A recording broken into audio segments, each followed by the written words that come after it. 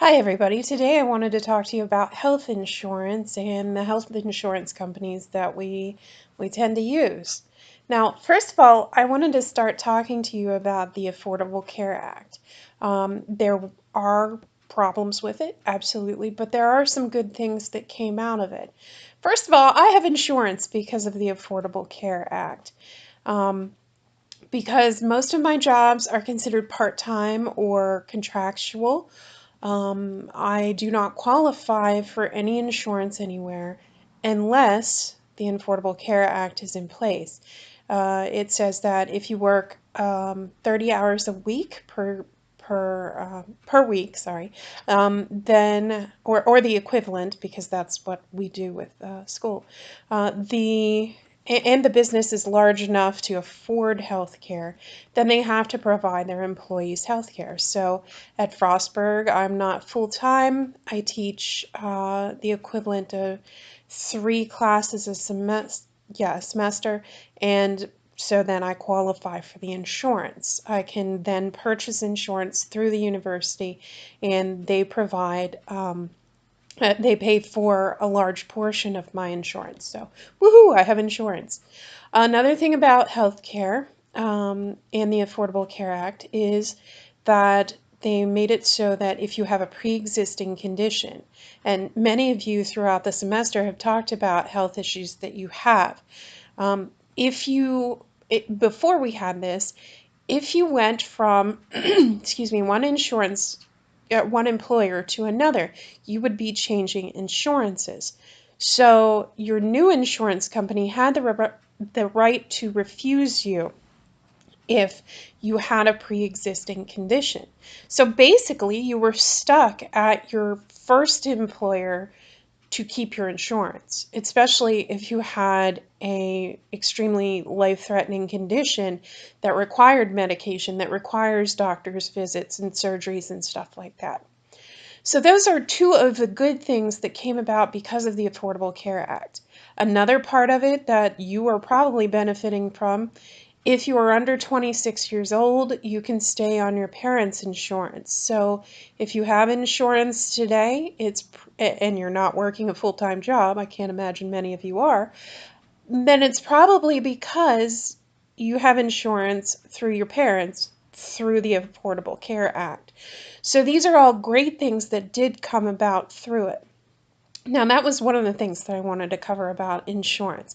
That's why there were a lot of people out there that like what the Affordable Care Act did to help us to get insurance. Because before the Affordable Care Act, I went 10, 12, 13, 14 years without insurance. So don't do that. That's not easy. Now, insurance as a provider is a minefield. Um, now, there are a lot of interesting things about insurance companies that you may not know. First of all, insurance companies try to dictate what doctors, what mental health professionals, what all of the people in healthcare do. So if I were to work as a therapist and bill as a therapist, I have options. I can bill for 45-minute sessions or 50-minute sessions, depending on the insurance company. I can't bill for anything else. So if I have a client who requires longer, and most of my clients tend to require longer than 45 minutes to get their issues out, then I have two choices. I can cut them off and say, oh, I'm sorry, that's all we have time for today. Please feel free to reinsert your heart back into your chest and wipe off Niagara Falls from your face and have a nice week. Or I can choose to go over that time, but I'm the one responsible for that time. I'm not getting paid for that. So that's the first issue that we see.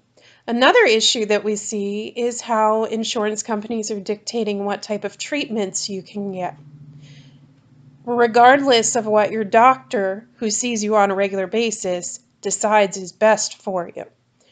Frequently, I see clients who are we might be about to get a visit from Abella. Sorry if she's distracting. Frequently I see clients who are very much on a medication that they like, that's working for them, that their doctor put them on, and it's a great thing for them. But what happens is the insurance company says, well, we're not willing to pay for that medication.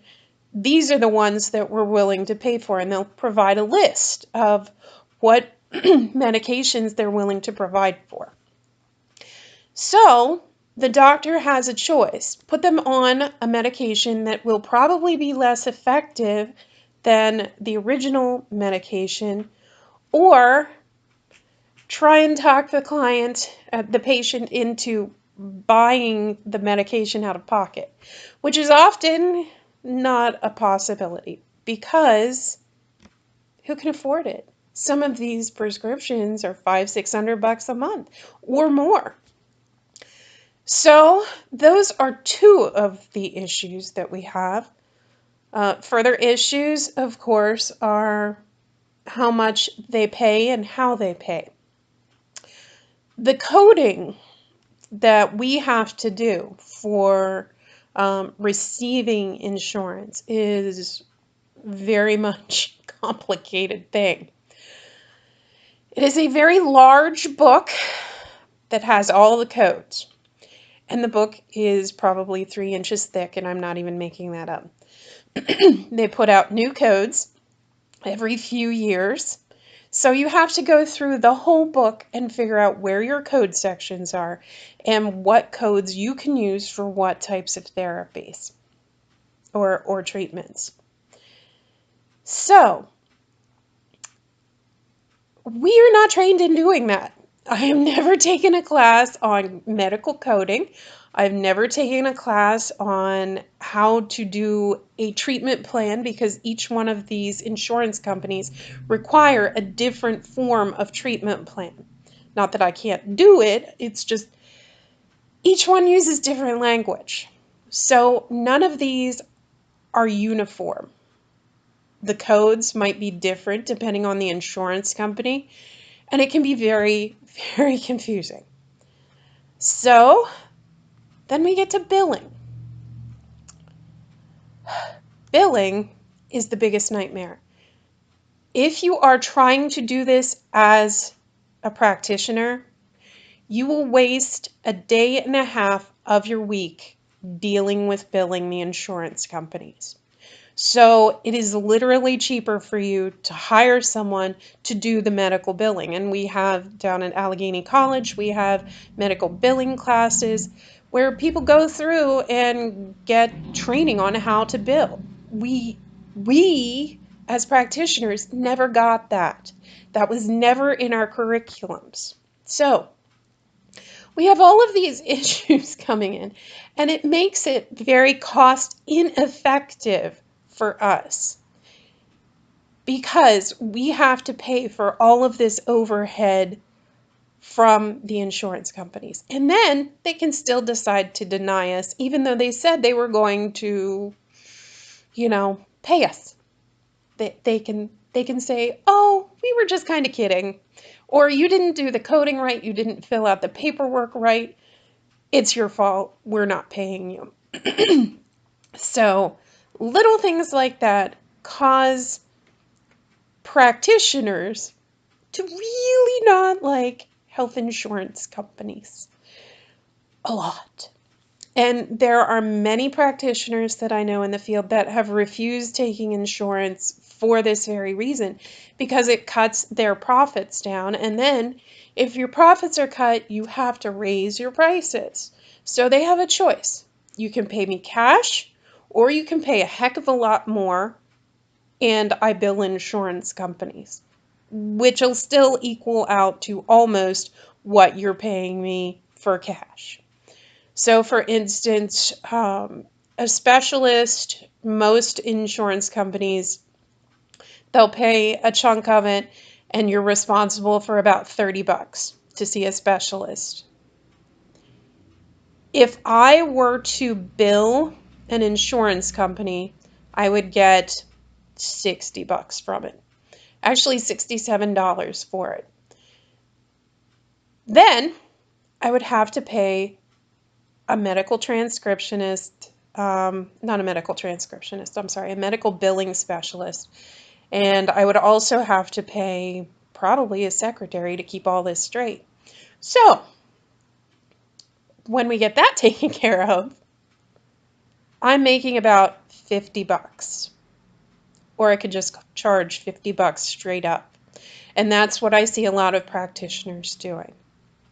So the important thing into how it works with your healing, with your health, you have to be mindful of what's going on with your insurance company. Oh, there's Bella.